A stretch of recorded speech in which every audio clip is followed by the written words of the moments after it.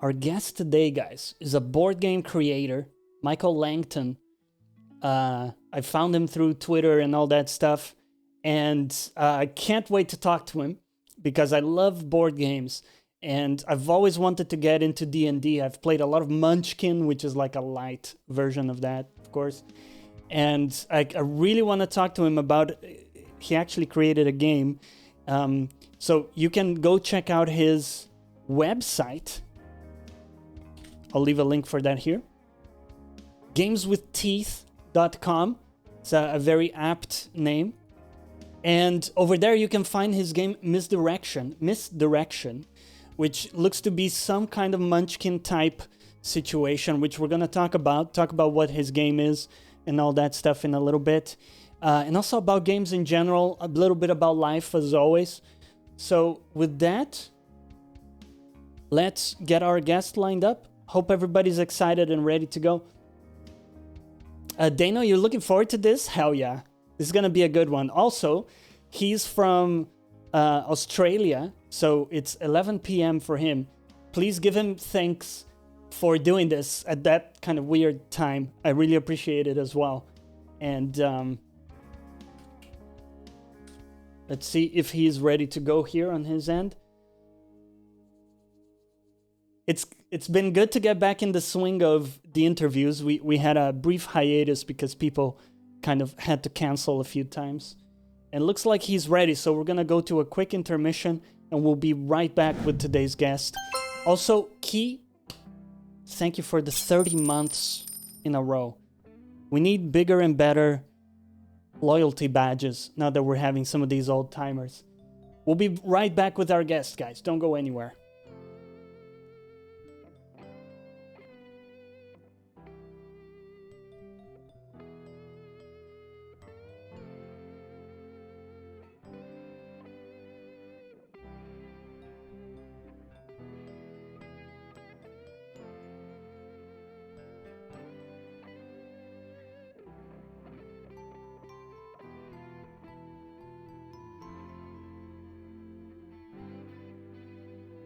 All right, guys, I have my guest with me.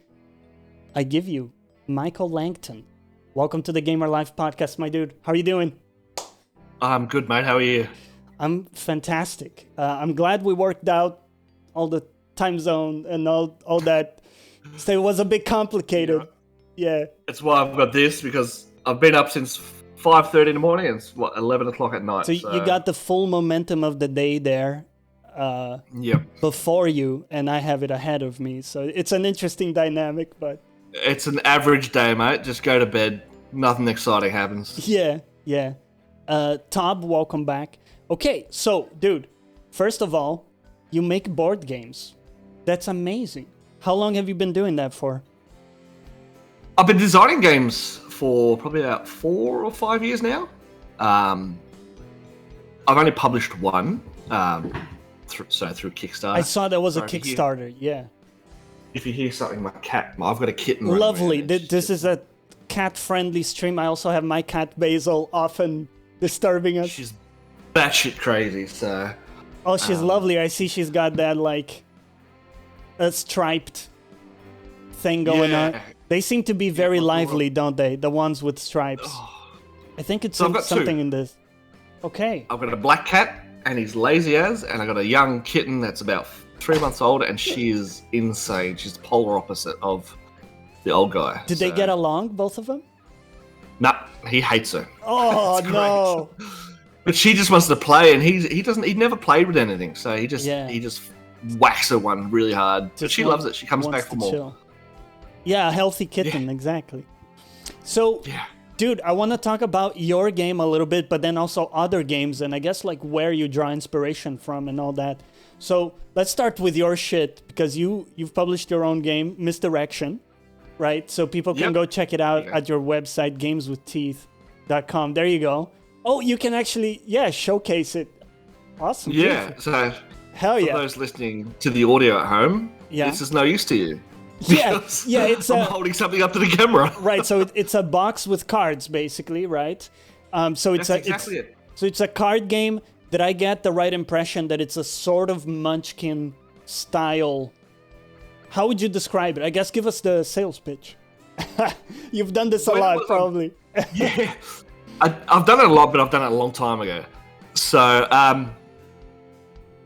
when it was on Kickstarter, it was described as an RPG Uno, basically. Okay. Obviously, I can't run with that because Mattel would have my ass in a sling Right. for using Uno, and I can't. Yeah, you can't Naturally use it. actually use. Yeah. Yeah. Yes, I'm like, oh, that's a cool sort of reference to it. Basically, yeah, everyone has a card. I'll explain the premise of the game. I wanted to create a game where you're against other people, but you're not attacking them directly. So there's an enemy in the middle of the table, and you've got a card in your hand. On your turn, you pick up a card and you play a card. That's it. And depending on the type of enemy that's in the middle of the table, it would react differently to the type of cards. Whether it's like you skip a player, if some enemies would whack the player that you skip, stuff like that. So in the box, I should know this off by heart, but in the box, so there's 8 enemies and there's 46 action cards, basically. I'll hold it up the right way. Yeah. Okay. Yeah. So it's a little bit like, just to confirm, like the people playing with you are not your direct enemies, but your success goes against their success in some way. So that's the backstabbing element, right? You kind of like, you want to be strategic about your backstabbing so that not everybody hates your guts, but you definitely want to take advantage of. The whole thematic thing of it was, you're in a dungeon and you found some treasure, but you've also woken up an enemy. And you basically want the treasure for yourself, so you sort of push the people you went into this cave with in front of the enemy for them to deal with. So that was that was the whole premise behind it. And that was awesome. That was my first. Like, I'm a serial procrastinator. Like, I don't do anything I should. Like, if I can not do something, I'll not do it.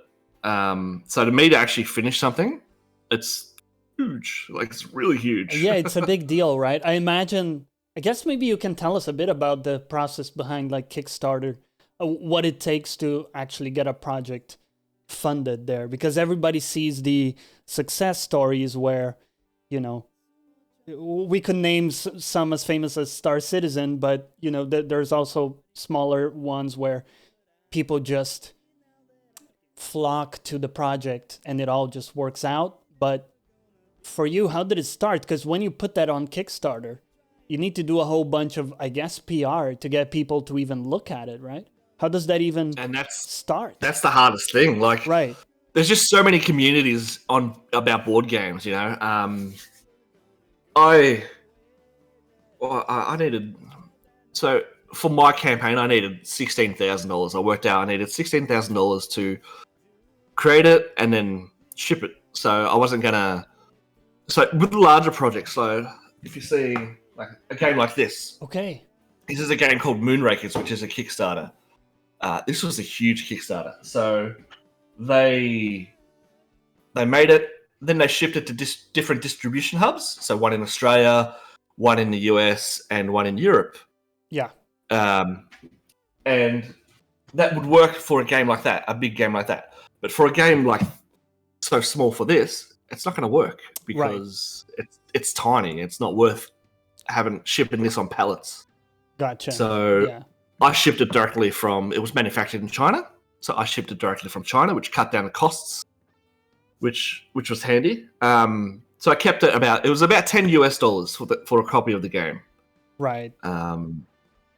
And throughout the campaign, you'll add like stretch goals. So you got your minimum amount that you need to make the game, and then just additional amounts to help sort of for people to put more money towards it. You know what I mean? Yeah. No, I gotcha. And unlocking them as you go. Interesting. By the way, welcome everybody joining us, and thanks, again, Mike, for doing this at this late hour, man. We appreciate it. And if anyone has questions for Mike, drop them in chat, and we'll do our best to get to it. We won't say that, Rodri, but we appreciate everybody. So I wanna talk a bit about the next stage. So let's say, so we talked like the first stage would be to kind of get the word out, I guess, right? So you were, I imagine, mixed in all these little communities, whether subreddits or discords or whatever, for board games, and just getting the word out basically that you're working on this game. And is that kind of how you pushed it, pretty much? Yeah, well, that's the ideal way, but it's just so hard nowadays because there's so many games out there. Yes. Like, the amount out there is bonkers. So you've just got to get there early. I'm just bringing something up because I'll reference something soon. That's the hardest part of the whole thing. I don't want to go into a Facebook group and say, "Hey, look at this! I'm working on this." Exactly. You know? I want to contribute to the group and seem like I'm a member of the group. You have to, right? You don't want to be the guy just link dumping. You want to be want to bring value first, get people to kind of know you a bit, and then go from there. You wouldn't go to someone else's stream and say, "Hey, look at my podcast." You wouldn't do that. Dude, you would be surprised. That's one of my biggest peeves. I see it happen a lot. People jump in and they're like, "Hey, I'm going live in a bit. If anyone wants to check it out," it's like, it's not the place or the way to do it. Yeah. Yeah, that's it. But that's what people do, and so I don't want to appeal like one of those people. No, exactly. It's just a hard challenge between, pimping your being shit, a member of communities and pimping your shit, basically. Exactly. Yeah. For a Brazilian guy, you've got to grasp on the English language like I've never met. Like, man, I appreciate that. Holy shit! On ACG's podcast, and it's like he's using words I've never fucking used before in my life. That's amazing to hear, man. I really appreciate that. Thank you. That's that's one of those cool compliments. But I wanted to hear like the next step. So let's say you got some momentum. Some people have heard about your project. They're on board. Let's assume that part is done. It's kind of sounds like the hardest part. So then you have the project up. Is it only about like getting the funds and getting to work basically at that point? Before you even look at that, you need to play test this thing. Like, so you need like a solid concept to even pitch it, basically. Yeah. Right. Yeah, 100%. I'm working on 14 different games right now. 14? Dude, that's why 14. You procrastinate. What are you doing? That's crazy. I get this. I'm like a what is his name? George Bush. I just get distracted easily. Like, it's just, I'm like, holy shit, look at that. Yeah. Piece of candy. Yeah, exactly like that. Yeah. But it also helps keep my mind fresh. Like, I'm not sitting on the same thing over and over, getting burnt out. And when one idea gets stale, you can move to another. Yeah, that's exactly it. And they're completely different projects, which I like. It just spreads my mind out. But for me, like the other day, like last Saturday, I had a game for an idea. And that Saturday, I had it written out on a piece of paper, and I played it. 4-player by myself, so one-handed. So sometimes you just get that inspiration to just go. Don't ask me where I get these bloody ideas from, because they just come to me when I'm trying to do something else, basically. Right, you're like, oh, that could work. Let's do that. Let's try that. I'll stop sleeping in the same room as my phone, because I'll just get up and just write something in the middle of the night, and then I'll be awake for an hour just thinking about it. Yeah. That happens a lot. Yeah. If in the middle of the night you start like having an idea, your brain goes into like active mode, and there's no it's a pain in the ass. It's wonderful, but it's a pain in the ass. So you're like, I'll remember that in the morning, and you don't. Oh yeah, you never do. That's very wise to take note of it when you get the idea, because for example, for me, as like for music stuff, sometimes I will have like an idea at night or during a dream or when I wake up, and if I don't literally take the phone and like whistle it into the phone just so I catch that melody on the fly, it's gone after, right? It's crazy that this stuff is fleeting as hell. I imagine it's similar, isn't it, for ideas? It's exactly that. Like, timeless is right. So I got a pen and paper next to my bed. I got no technology. There you go. Yeah. At all. So I have my bedside table, and I got a pen and paper, and that's it. Next to my bed, obviously. Is that on purpose to like keep yourself away from screens, basically? And I spend so much time. So I do 4 things. I work. I play video games. I'm a dad, and I sleep. That's all I do. One of those things take way more time than all the others, which is probably being a dad, isn't it? Yeah, but I got two nerds as cats are piss fighting around. I got two nerds as kids, so my daughter, I've just built her a computer that's better than mine. Yeah. And she uses it to play Fortnite of all bloody things. And my son, I don't even have a next gen console, but he's got a Series X in his room, so not bad. They're sorted. They're sorted. Yeah. Good stuff. Yeah. Okay, but let's go back to games because I'm like curious about how you get your inspiration. And you said, you don't know where you get it from, but are there, when, again, I'm now pulling from my music side to ask you, but do you have like influences? What would you say if you have to say like, oh, these are my big influences that have shaped how you think about, like how, I guess, let me phrase it better.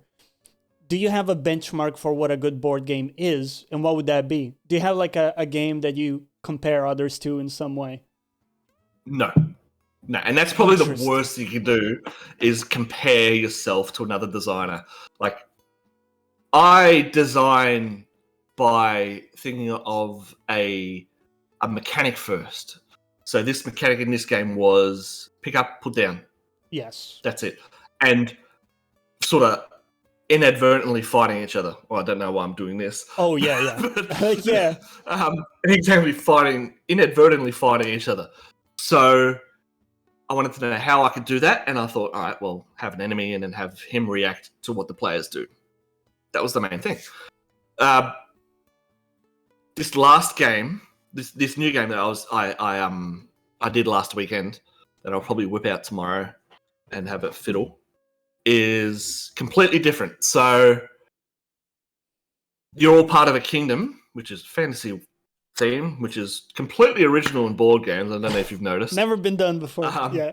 Never been done before. So get in while it's hot. But there's a king, and depending on who you are, so you can be a tax collector, you can be a soldier, you can be a corrupt plague doctor that goes around poisoning people and then curing them. But the king has influence, and if you don't like where the king's headed, you could pay people, and they can kill the king. Then they get another king in who you could benefit from.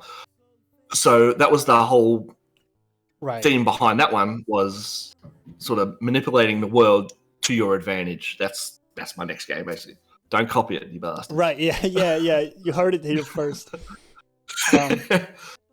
Right. So it kind of boils down. It sounds like, and Corrido in chat gives the example. It's like coming up with a random riff and building a track around it. That's kind of how it works for me, where, I'm like playing around with stuff, almost like trying different conversations on the guitar. And then one will grab me and I'll say there's something there. Right. And Barabbas, thanks for the 25 months, man. Sorry about the alerts, everybody, on the audio version in the future. So for me, there's like, there's something there. There's an essence of an idea that I definitely want to explore. So it sounds like that's kind of how it is for you, where you see the seed, where you have the idea in its purest form, which is like this mechanic you want to implement. And then you flesh it out, right? And then fill in the gaps around it and all that. But what works up here in your head won't always work on paper. Right, like, that's why you have to play it, right? You have to try it. Yeah. Yeah. And also it can, like, I have thousands of these little just blank cards that I just write on for to do testing. But sometimes it'll also head in a direction you don't want it to, and you go, this is not what I want for this game, and then you go, all right, I'm going to put that aside and work on something else.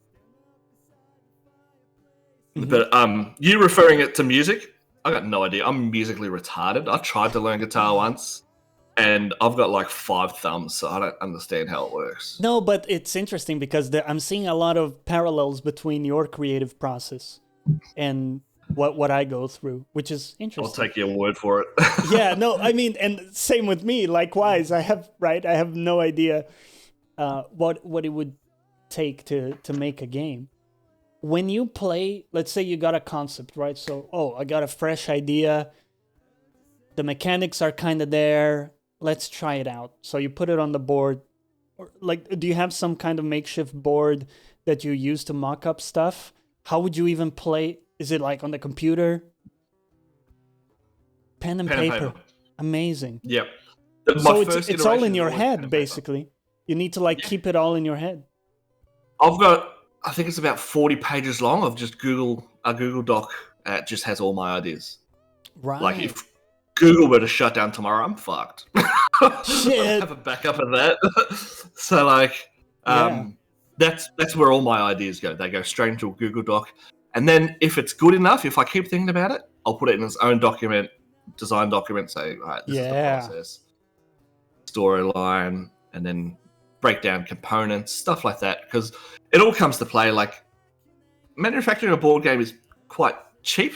Like, I made this one here, Misdirection. I'm not going to say the exact price. Right now, you don't have to say that. Less than $4 a copy, okay? Right. The kicker is shipping.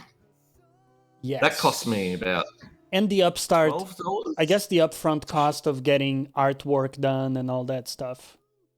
Well, you think about board games compared to video games. So board games, every copy of a board game you need. Sorry, I'm going to open the box here for those playing the home game. You need, oh, that's missing stuff. That's great. Yeah. You need cards. You need books. You need other components like dice. Every copy needs that. Whereas that's the outlay of cost. Right. Okay. In addition to artwork that you'd need to previously get done, marketing, stuff like that. Whereas you think about video games, you've got everything's done beforehand, and it costs like $2 to print that CD. Massive upfront cost. Yeah. So in a market where I don't know how to describe it with words, you're probably more eloquent with words than I am. It's just a high.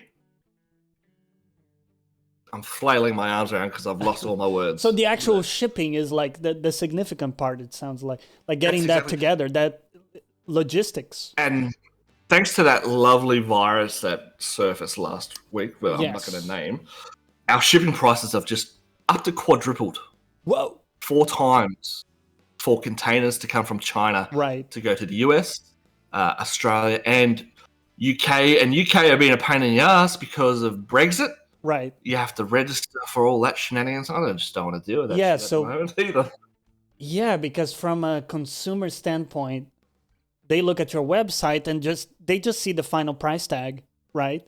So they go in there and they're like, okay, it's $15, I think. By the way, very fair price, like a good price for a game. So you go in there, you look at that price, you say that's fine. Do you then add shipping on top? Or how do you manage that cost? Because I worked shipping into the price of the game a bit. Just a bit. Yeah, you leveraged it a bit. You leveraged the margin, haven't you? Yeah. Because if you're gonna say, all right, I'm gonna buy this game for $8. Yes. But I'm gonna pay $10 shipping. Yeah, that doesn't feel good. It doesn't feel good. Yeah. So if I change that price to $14 and say $4 shipping, you go, oh yeah, that sort of makes sense. Yeah. So it looks better from a consumer point of view. Much better. But in fact, you're just sort of absorbing some of that price in. Yeah, I think that's very smart because I see that all the time, by the way, that like shipping cost of $25. Like the shipping cost sometimes it's more than the product. And that doesn't feel good. Nobody wants that. I'm Australian, mate. We're at the arse end of the world. Yeah. Shipping price is, excuse the French when I say it's fucked. It's fucked. Yeah, I imagine. Absolutely fucked. Shit. Like, they go in dry. It is not fun for Australians. We have a couple good questions in chat. So from Corrido, has there been discarded ideas that you've been able to work back into an idea for a different game later? Yeah, I've got one now. It's actually my daughter's favorite game. So I've got a 12-year-old daughter and an 8-year-old son. Where, so I was a courier, delivery driver. I worked for a big company. I'm not going to say the name. Gotcha. I hate the bloody company. So that would be like your day job, let's say. And you know what I do for a job? It's a pretty great job. I work for a cupcake company. I deliver cupcakes. That's amazing. That's the job Okay, wait, job do that you gets get me to money. eat cupcakes? Can you see my chins, mate? Of course I Ah! get to eat the cupcakes. Nice. Nice. I don't have a neck. It just goes straight from chin to fucking chest. You're being ungreat. What would you say? You're not being gracious to yourself. I'm being fat. That's what you're saying. But those cupcakes, though, sure be you- enticing. Oh, yeah. Sorry, I derailed you tried with the before. cupcakes. That's all right. I think you were in the middle of explaining to me the idea that you were able to rework back into stuff. Gotcha. Yeah. So I shelved it. It was just an idea that I didn't feel it was going anywhere. And I brought it back out.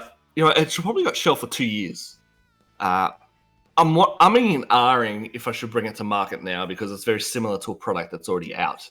And I don't want to seem like I'm trying to jump on that bandwagon. Right.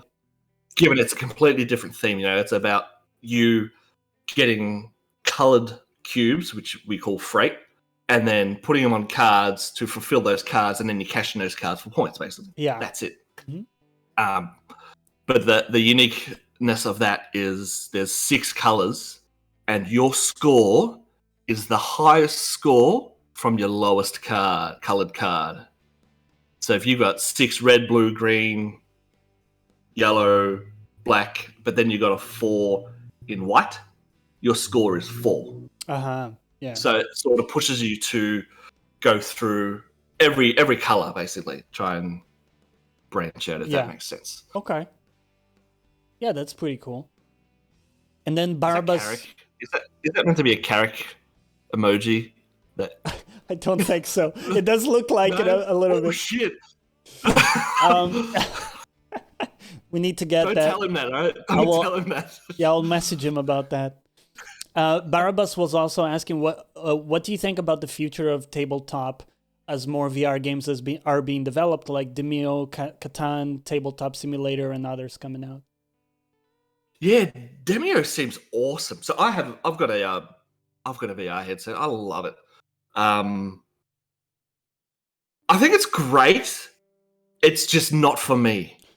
Tabletop games to me are a social thing. Like I like looking at this bastard across the table. Yeah. Fuck your day. Yeah, you know I mean? yeah. It's not the same when you do it online. It's like a lot of board game designers are going onto Tabletop Simulator, stuff like that. I haven't done it. I just can't, it just can't hook me. If I wanted to play a game, I'll jump on my PlayStation or I'll jump on my computer and play a game like that. I won't jump on one of these things to play a tabletop game. Demio is a bit different. I think that's the tabletop sort of mimic one. I was thinking of another one. I will get onto that later. I haven't tried that one, but in Tabletop Simulator, I do enjoy it a lot because, you know, I have a lot of friends that I only know online and we can't meet up to play, right? They're in different parts of the world. So the idea of sitting down and playing something together there is cool to me because you can kind of manipulate objects a bit more like you would IRL, right? I fully get that aspect, Yeah. But unless you it's sort of like I've tasted.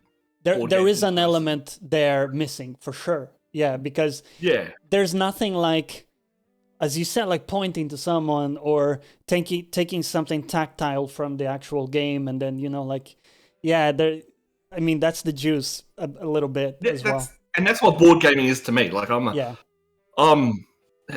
put it so eloquently, I'm extroverted as fuck. So I thrive off being around people and making an ass of myself. Like, and in a board game environment, I reckon it's great. That's probably why I've spent so much money. I haven't played, you know what, here? I've played that one. Paladins?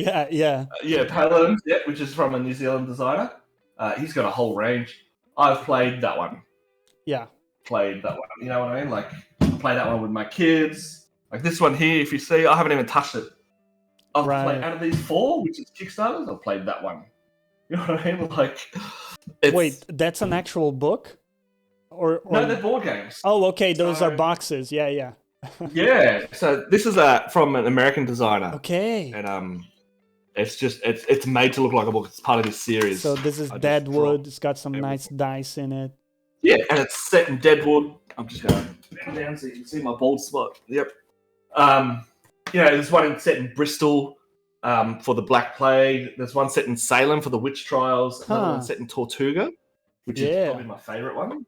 So, no, it's such a social thing that I love. Yeah, as Tob says, the trash talk is a big part of it. Because like in a game like yours, Misdirection or Munchkin, which is something similar that I've played a lot, there's nothing like making someone do something they don't want to do in a game like that, and like throw it in their face a little.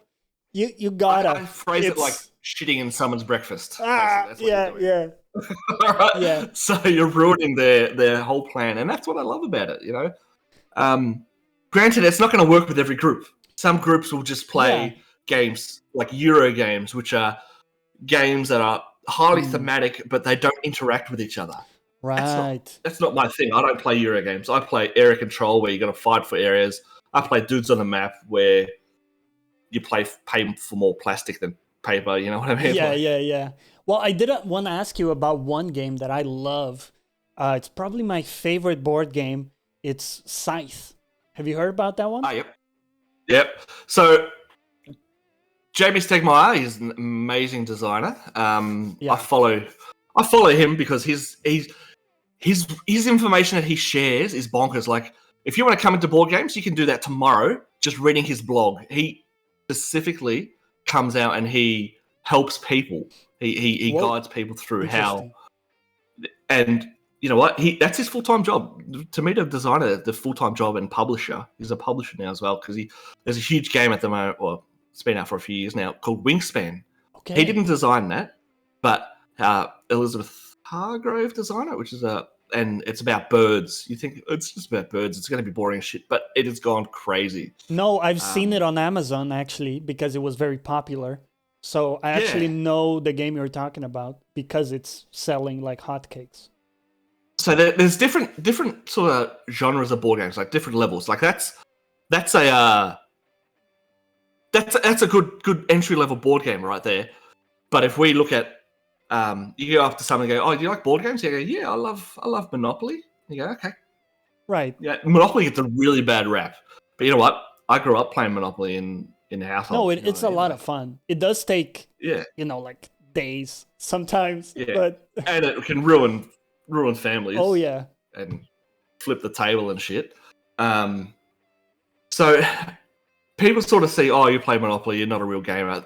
Don't look at it like that. You got to sort of say, "Oh, yeah, I'm gonna. All right, you like Monopoly? Cool. How about this instead? Try this one. This is a bit different. This is not mainstream. It's not going to be in Australia. It's not going to be in like a mainstream store. We don't have any board games in mainstream stores other than Mattel and Parker Brothers. Are they still around? So we're not like the US and Australia in slightest. I think the UK might have some stores. I don't know, like there are some. Mm-hmm. Yeah, like specialty things, like specialty stops. You have to go to a board game shop specifically for board games, or go online, and then you get fucked by shipping. So yeah, we can hear in your tone that that's happened a lot. The shipping part. I'm surprised I got. What's your? I guess what are your thoughts on Scythe? What would be like if you gave me your overall like? I've never played. I look up to Jamie Stegmaier, the designer of Scythe and the publisher, I've never played one of his games. I'll tell you straight off the bat. But he's an inspiration in the way he runs his business and how he helps everyone else. Yeah. Okay. He doesn't need to use Kickstarter anymore because he used it for Scythe. I think that was the last one he did. So he just publishes straight out, and people will just go apeshit over it. Yeah. Oh, that's cool, man. Let me know if you ever play it, dude. And I'm keen to play it. Yeah. I don't own it. Just because I don't think it's going to be a fit for me. It looks like a war game. I understand that much. But it's nothing like a war game. It's like a mix between a war game where you're claiming territories, but there's also an aspect of resource management and greed.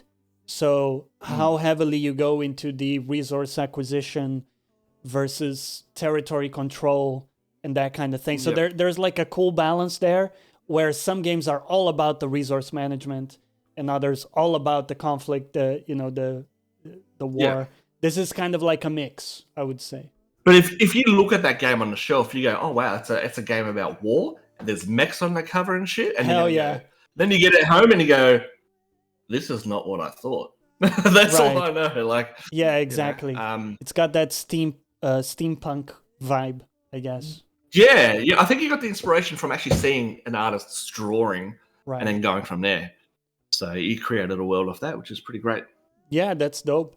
I did want to talk about like video games a little bit, and what are you into? What have you been playing these days? Oh, every time. So I'll be honest. I found you through the ACG podcast. Yeah, I've been listening to that man rattle on videos for ages. I just discovered he had a podcast last year, so I've just gone crazy and listening. I play pretty much everything you guys rag on. So, give me an example. All right. So I'm still playing Final Fantasy X. Dude, I fucking love that game. Are you kidding me? It's one of my favorite Final Fantasy games. It's only going to get down from here. Final Fantasy X is amazing. It's amazing. I'm almost 40. I'm trying to get all the bloody celestial weapons, but I can't react fast enough to skip that lightning in the fucking thunder plains. So I'm just too slow. I can't even get my kids to do it. It's crazy.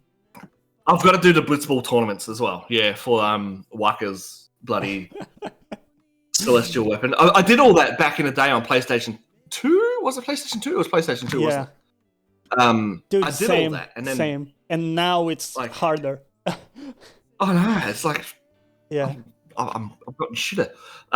So that's my just relaxed game. I play Overwatch a lot on PlayStation. So I've probably got about 1,600 hours on Overwatch. Nice. What kind of character do you play? I'm a lame Mercy person. So Mercy, I don't know a lot of Overwatch, but Mercy is a support character, isn't she? So I heal, basically, yeah. Yeah. Just because that's all I can do. I'm not fast enough to shoot little bastards anymore. Yeah, I feel like the same, honestly. In those games, people are so good with the shooting that it's just like impossible to jump in. Like I can't react that fast. If I bloody put my sensitivity up, I'm just going to be turning around, flipping, getting dizzy, and throwing up.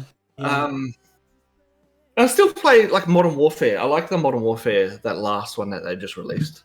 I was hoping for a Modern Warfare 2 reveal in the last week, but nothing's popped up. I mean, don't they do them every year? They've let me down for once, Activision.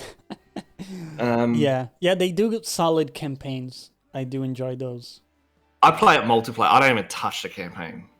And once again, it's I want to shit on someone's breakfast sort of thing. I want to ruin your day by fucking just camping your body and shooting the shit out of you. Yeah, that's so you're one of those people. There's this German expression called Schadenfreude.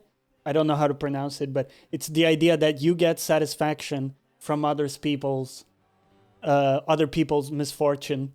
So if someone is about to get the elevator, they run to it, but the elevator closes.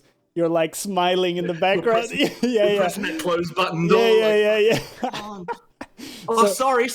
So for me, like playing COD multiplayer and enjoying it is the equivalent of that in video games, where like someone got one shot because you were in the corner waiting, and you're like smiling like a son of a bitch.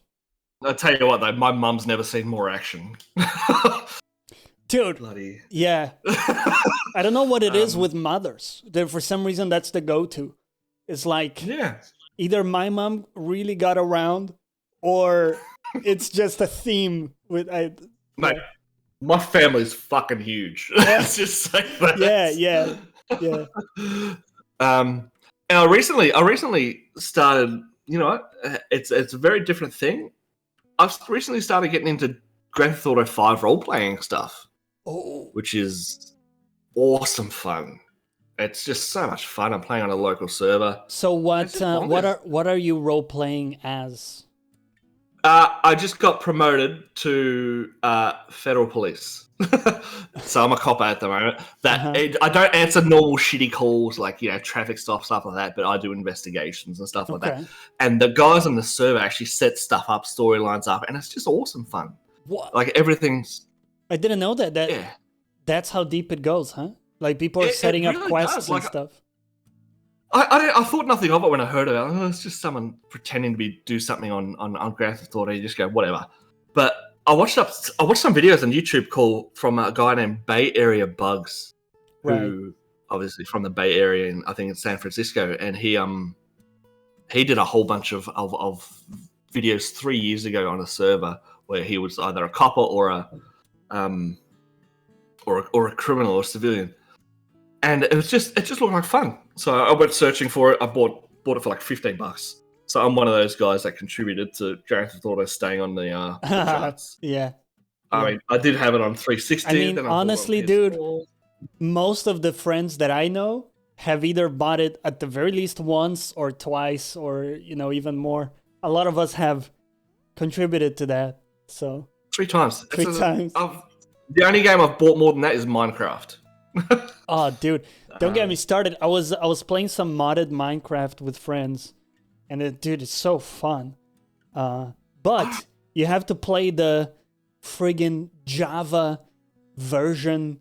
I don't know if you ran into this because the Windows version doesn't support mods, or at least the mods that are out. So we're playing this shitty Java version that takes ages to load.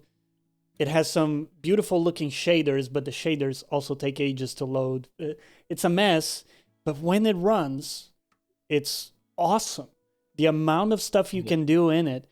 There's like, one of our friends, Tob in chat, he's doing fucking nuclear energy. And it's like, it's down to the chemistry of it. So you have to like rarefy one element and then pump it into another, like the depth of it. I always I was think... watching a mate do it. Yeah, it's recently crazy. do that, and he's showing me his base. I'm like, what the fuck are you showing me? This is not Minecraft. Yeah, exactly. And it's fun as like someone who's really very new to Minecraft to just see how much shit there is there that you can do if you want to get into it. It's also fun to see. I was just gonna say other people who are more vanilla players. Like Corrido, he jumps in, he's doing more vanilla stuff and then mixing it up, and everybody plays a little differently. It's very cool. Yeah. Well, I love Minecraft because it can get me in with my kids. So my son will join me on Xbox, my daughter will join me on PC, and because of the crossplay thing, it's awesome. I tried to get Java working because I wanted it working on my Oculus. I wanted to try it in VR because I reckon it would be a completely different experience, but I couldn't get it to work, so I just gave up on the bloody thing. But no, I reckon it's a great game, and like we just build shit. Oh, me and my daughter build shit. My son just goes around and dies and then complains that we have to go get his shit. Yeah. Building something together is an interesting one. I enjoy it a lot. It must be cool with like your daughter. So it's almost like a bonding thing where you're like, we're building this thing together, and yeah, they're little nerds. So we also play Minecraft Dungeons, which is pretty cool fun. Yeah, I played that for a bit as well. It's quite cool. I got lots of DLCs out for it now, and my daughter's just power leveling us because we're too slow. Yeah. So how do you balance the different hats between like your day job and then doing the board game stuff? Is that pretty much like on your free time, the board game stuff? I don't set myself time, so I don't say, "Hey, I'm going to come home and do an hour of this." I don't do that. I just go. I just play it by ear. I know what time I have to be home for my kids because I live around the corner from the school, so that's fine. My work is a bit different. Sometimes I'll finish at 1 o'clock. I start very early in the morning. Sometimes I finish at 3 o'clock. So I play it by ear. I don't set a schedule. I know people that will go, "All right, this day I'm going to work on this." I can't do that. I wing it, basically. Yeah. I guess that makes sense, right? If you do have some flexibility. Yeah, it's got its negatives, though, especially because I am a procrastinator, I'm just like, well, you know what? I'm not going to do that today. I want to play this. I'm going to play this. Right. So I sit down. Next thing I know, it's 9:30. I'm like, fuck, it's my bedtime. Yeah. How do you deal with that? How do you bedtime? deal with with procrastination? Do you have any systems to? I don't. So How does that work? it doesn't. It's probably why I've only got one fucking game out. Nah, look, it's the way I get inspiration is, I think it's a unique way. Like I listen to podcasts. I consume about 6 different types of board game podcasts, and I listen to you now, your podcast, and I listen to ACG. That's it. That's all my gaming, electronic gaming. So you guys are part of a select few. That's an honor. Yeah. Cheers. But I get inspiration by people talking about board games. Yeah. And I go, oh, and then for somehow that works in my brain, and that gives me ideas. And if it's enough to push me to say, oh, I want to try this out, like I did last week, then I'll have a written prototype done and do that. My next step with this prototype is to type it up and then play it with mates, basically. Mm-hmm. Which is a bit hard to do. Did you just get your second vaccine shot? I'm getting it next week, finally. What about you? So how old are you? You're like 20, 28? Well, I'm flattered. No, I'm 31. Yeah. Okay, so you're like 6 years younger than me. All right. I'm 37. I don't qualify in Australia for the shot yet. Oh, wow. Okay. Not even the first. I said this on Twitter. I use Twitter just to bitch about the government because that's what I do. For a first world country, we have a great healthcare system, but our vaccine rollout is fucked. Basically, to put it one way, our federal government is so slow. Our prime minister is an absolute fucking idiot for starters. But then you have a look at US and their healthcare system's up shit creek. But look, how many vaccines have they gone through? Right. You know, like if I was in the US, I'd be bloody. Yeah, that's true timeless. Our control of COVID was on point. But then people weren't happy about that. The fact that, we just come out of another lockdown, which is our 4th lockdown. Right. And we have like 5 cases in the state in Victoria. So I live in Victoria. Yeah. 5 cases, and we're like, no, we're going to shut everything down for 2 weeks. Okay, I mean, I'm lucky because I'm food delivery. I work. I was not affected. During lockdown, I got busier. Right. It's great. A lot of people didn't. I'm not going to complain about the fact that or anything because I had a job. I still got a job, and I'm grateful for that. I still live. I can live my life. But yeah, I think we're overreacting at this point. But you know what will stop all these fucking lockdowns? Just give the vaccine to everyone. Give the vaccine. Yeah. Like, luckily they work very well. Apparently, like the efficacy of them and stuff. So hopefully it will just be a matter of time until it's. Let me know how your reception is after your second one. Dude, I'll let you know. I'm hoping it will be fine. Honestly, I'm a little scared. Some people got fucking shut down by it. Yeah, I have some friends. Yeah, I've heard that. Like, if you didn't show any symptoms at all when it was at its prime, apparently it knocks you on your ass on the second one. Yeah, and I not only did I not catch it, but I didn't have any symptoms like the loss of taste or anything like that. So we'll see, man. I got Timeless. I got the AstraZeneca one. So is that the bad one? Well, is that the one people are complaining about the clots? Is that one? Well, yes and no. That one had some cases, but I think the one that got more press for that was the J&J, the Johnson's in America. That one I think got suspended actually for some time. Baby powder? What the fuck are they doing? Putting their hand in that shit? Yeah, it's. Honestly, I think there's a lot of overreaction, and there was also the opposite of like not reacting in time in some cases. But I'm just hoping, man, things kind of go back to normal for most people, and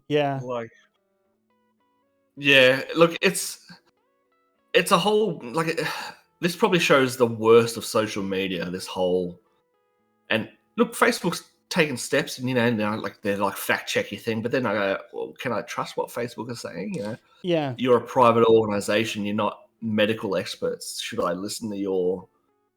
Yeah, and anyone even talking about it basically gets shut down, right? On YouTube and stuff. If you mention it, it's you mention an anti-vax vaccine, and then they'll go, "Oh, look at this! You shouldn't take this one. You should take this one." It's just I just want to hang around people again. I just want to play board games. Yeah, it's become this weird political thing when it should really just be a dispassionate discussion about what fucking works or doesn't. Yeah. Scientifically. What stops people fucking dying? Let's take that one. If we could agree on one thing, that should be it, right? But it is funny sorry because to bring the podcast down, man, because it's a different world. Like, I know London was hit hard during the whole thing. Yeah, we had some really bad kind of periods. London on its own would beat Australia and New Zealand put together. Like, we had fuck all here, in all honesty. We weren't hit. We shut down for 3-4 months. But how many people survived, Like... Yeah. I guess all in all, to throw a little positive shade onto all of it, is we were kind of lucky because the virus itself could have been a lot worse. Not, I'm not minimizing the people who died and stuff. That sucks, but it could have 100%. It could have been one of those like 20% of the population dies. And then you're kind of fucked because it was super contagious. You couldn't fix it in time, and it could just... The people that were fighting all the lockdowns and stuff here were all boomers. And we ended up calling the virus the boomer remover because that's what it was doing. It was removing boomers. It's like, we're trying to save your fucking life. Yeah, I think it would have been...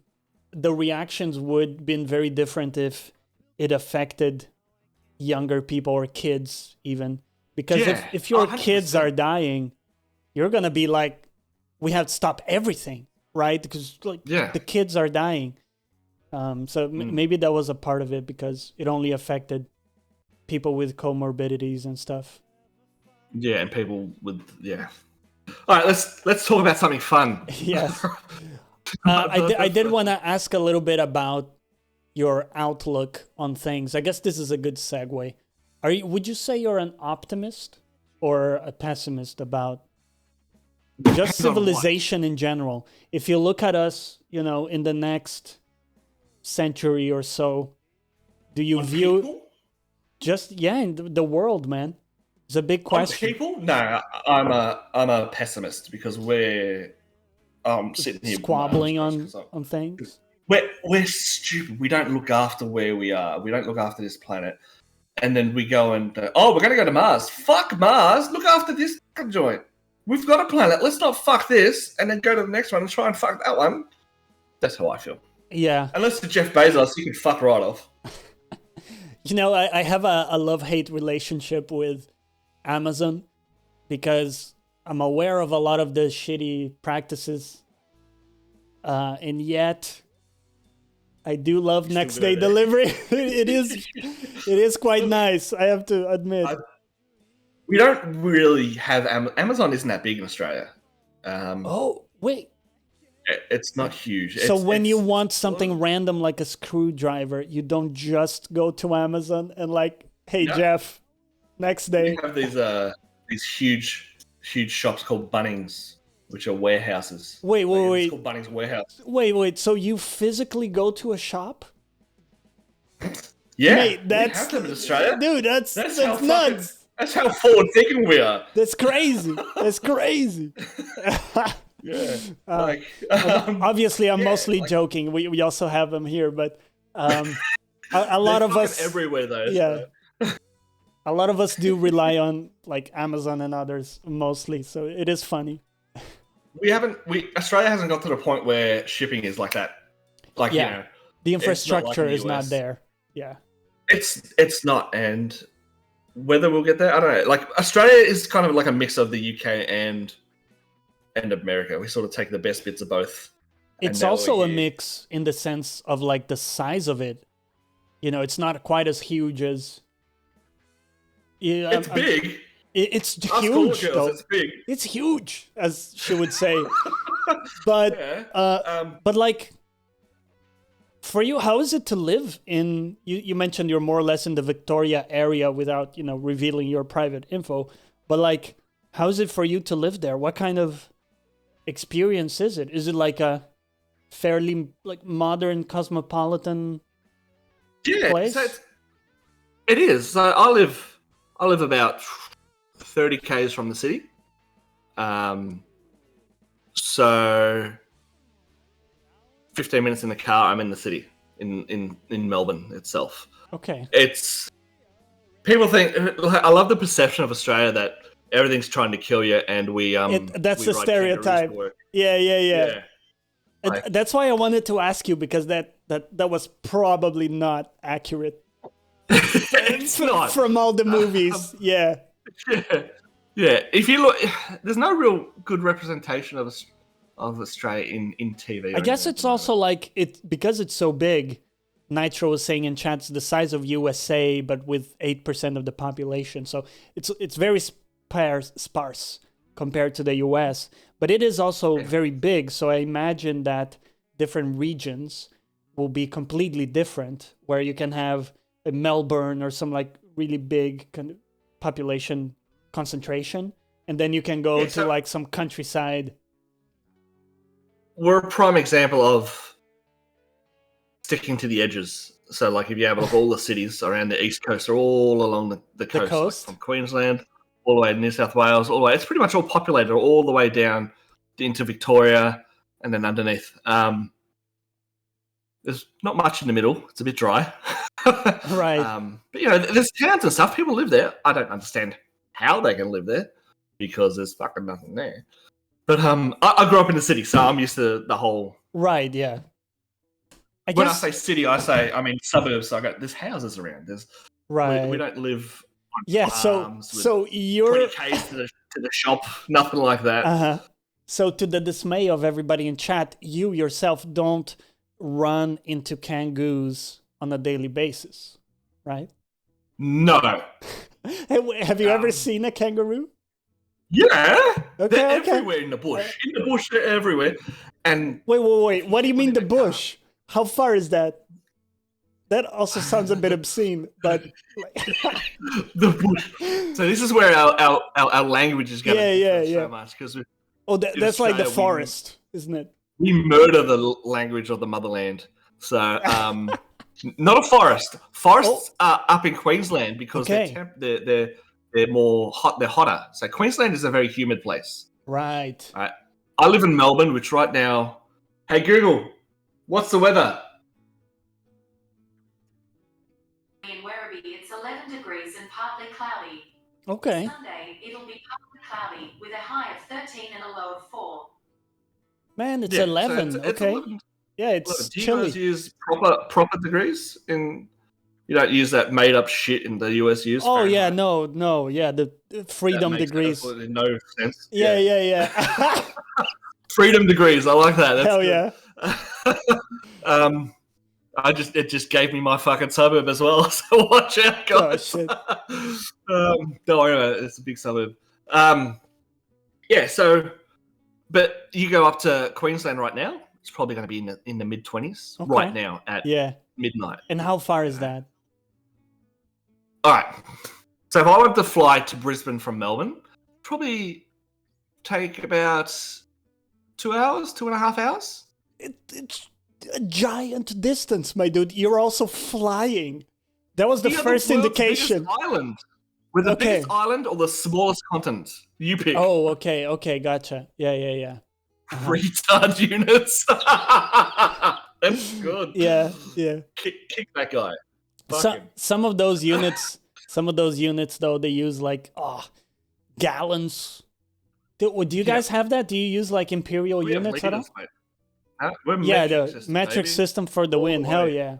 The fist bump on 100. That. It's simple, standard. So if we were, if we fly from Melbourne to Brisbane, It's about 2.5 hours. But the distance from Melbourne to Brisbane is the same distance from Brisbane to Cairns, and that's in the same bloody state. Whoa.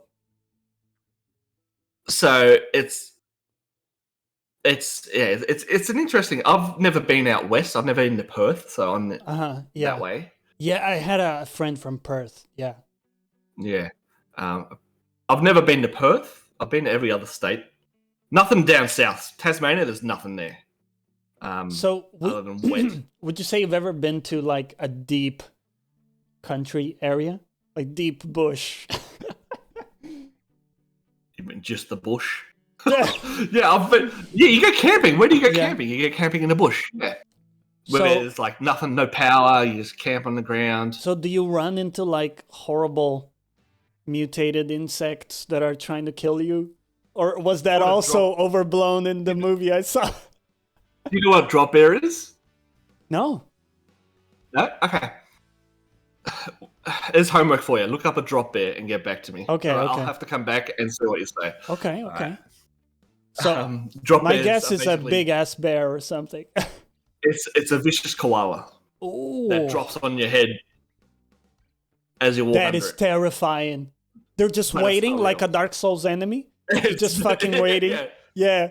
So if you went to no clip, you'd see it just sitting there waiting for you. Yeah, but it's not real. That's the thing. Right. That's stories we make up to scare the shit out of you because you need to know more stuff to scare you about Australia. Yeah, Like exactly. there's not enough. Just build onto the myths. Yeah. You know what? Talking about being tough is I'm an arachnophobe, so I fucking hate spiders. And look where I fucking live. Right. So that guy upstairs has gone, I'm gonna fuck with this guy. He's got a sense of humor. Yeah. It's like Let's put him in the place where spiders can kill you yeah. just by looking at you and make him scared of spiders. Yeah, that's right. Because people over here, they're like, oh, a spider with long legs. Bitch, please. Where you live, they can kill you. They actually have the tools to kill you. Yeah. And they like hiding in shoes and shit. Yeah. White tails, you got little spiders with little white tails. Oh. What they do, they bite you and then they kill the skin area, so you get necrosis Oh, God. where it bites you. So you got to get that shit treated. Corrido says when boss music starts playing when you enter a bush. Ah! Dude, yeah, you're like there and the music starts playing. Like, no. Yeah. Oh, man, that's funny. Dude, okay, now I'm cognizant of your time. I've been rambling about Australia, but it's That's fun. I love I'm going to answer this question though from Tob. Yeah. Tob. How would you say that guy's name? Tob The one and only Tob. Yeah. or Tobias if you want to get his attention. Tobias, full name. All right. I don't drink alcohol at all, so no. Do you know what a goon sack is? No, what's a goon sack? It's wine in a bag, like a foil bag. Oh, You buy it in a box, okay. and then you pull it out of the box. You hang it on the clothesline. Do you know what a clothesline is? Yeah. Yeah, you hang it on the clothesline, you peg it on the clothesline, and you just sit under it and you just squeeze the lid and it drops in the mouth. That's a young person thing. Yeah. Do you get wasted exactly with your that? Face. Yeah, my face is like trying to process. Yeah, the kids do. Kids nowadays do, yeah. Okay. Yeah. I mean, it's a free planet, so you go nuts, I guess. I don't get it. Yeah. Oh, okay. Well, that was good to confirm or disconfirm all those myths, most of those myths. Nitro says Australia is 4,000 kilometers east to west, 3,200 kilometers north to south. Yeah, it's massive. It's huge. Do you know what a kilometer is? Do you use miles over there though? Here? Yeah. Some people do. I use kilometers. I was raised in Latin countries, so we use just kilometers exclusive. Right. Okay. Yeah, I wasn't sure because I could have sworn. Do you that, guys yeah, do people in the miles? UK use miles. No. No, we use kilometers. Yeah, okay, gotcha. Yeah, part of the whole metric system, you know. Yeah, Once again, exactly. best parts of the UK and America, we take them. Yeah, honestly, it's just a better system, man. Yeah. It's just It makes sense. It's standard. Yeah, it's exactly. All right, listen, Mike, it's been a blast, dude, chatting with you. But was there anything else you wanted to pimp out about stuff you're doing that we haven't already mentioned, or Not really. Look, if you want to follow me, you can follow me on Facebook under Games with Teeth. I have a website that I don't update because I'm probably doing something else. And that's gameswithteeth.com if you want to check out Mike's game as well. Yeah, awesome. Cool, man. It's been a pleasure. Good night, because I know it's late for you. And talk to you soon. Hope to stay in touch. Good morning. Good morning. There we go. All right, Mike, thanks very much for being on the podcast, man. Take care. Thanks, Johnny, mate. We'll see you. Bye. All right. Big thanks to Mike for doing this late in his time zone.